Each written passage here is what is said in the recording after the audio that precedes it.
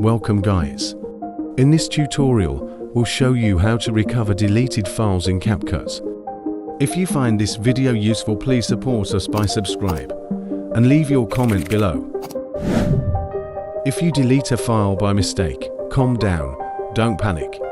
Watch this tutorial. This case is common as a human error. Now I will delete my file for you.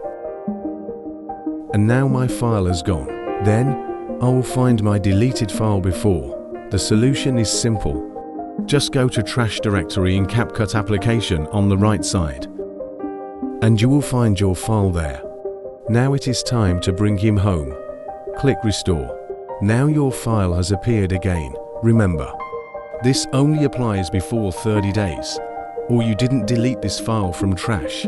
If you delete that, it means you are sure this file is no longer used.